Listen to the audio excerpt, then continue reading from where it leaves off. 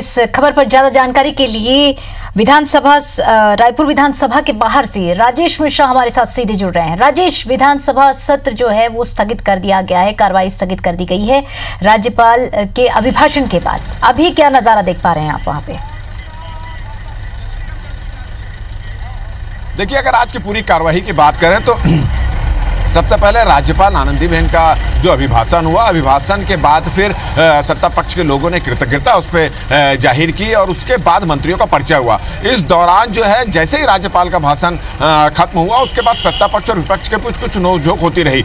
इस बीच जैसे ही विधानसभा अध्यक्ष अपने आसन पर बैठे वैसे ही अपना भाजपा के जो विधायक है शिवरतन शर्मा, बृजमोहन अग्रवाल ने पॉइंट ऑफ ऑर्डर का एक मामला उठाया और उन्होंने कहा कि विधानसभा के करीब कांग्रेस के एक सदस्य जो हैं वो प्रदर्शन कर रहे हैं, जिस पर उन्होंने घोर आपत्ति की और उन्होंने कहा कि जिस स्थान पर धारा 144 लगी होती है उस स्थान पर इस तरह का प्रदर्शन नहीं किया जाना चाहिए और उन पर तत्काल कार्रवाई की मांग की। और साथ साथ उन्होंने ये भी एक तरह से आरोप लगाया कि एक तरह से संरक्षण में हो रहा है। उसको लेकर जो जनता कांग्रेस बसपा जो गठबंधन है उसके जो प्रतिपक्ष बनाए गए, विधायक दल के जो नेता बनाए गए धर्मजीत, उसने भी ये मामला उठाया, उसने भी इस पर कड़ी आपत्ति की और उन्होंने कहा कि ये पूरे मामले की जांच की जानी चाहिए।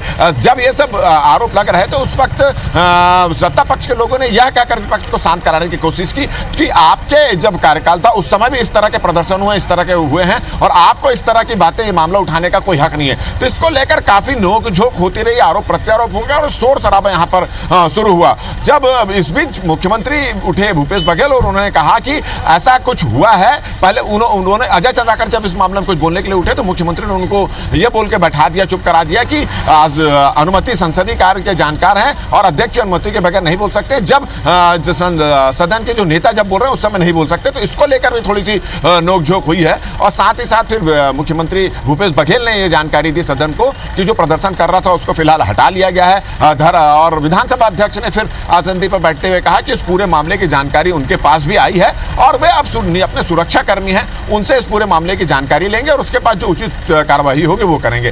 तो इस विधानसभा के करीब धारा 144 लगे होने के बावजूद भी जिस तरह से प्रदर्शन किया गया उसको लेकर विधानसभा में राज्यपाल के अभिभाषण के बाद काफी नोकझोंक हुई, हो हल्ला हुआ, शोर शराबा हुआ और अंत में फिर हुआ ये कि इस बीच में मुख्यमंत्री भूपेश बघेल ने लगभग 11,000 करोड़ रुपए का अनुपूरक बजट पेश किया और अध्यक्ष ने इस पर चर्चा के लिए कल का समय निर्धारित किया है। इसी तरह राज्यपाल के जो अभिभाषण है उस पर धन्यवाद ज्ञापित करने के लिए 9 और 10, 11 3 दिन का समय अधिकृत किया है। 9, 10, 11 होगी और इस पूरी कार्यवाही के बाद विधानसभा की कार्यवाही कल तक के लिए स्थगित कर दी गई।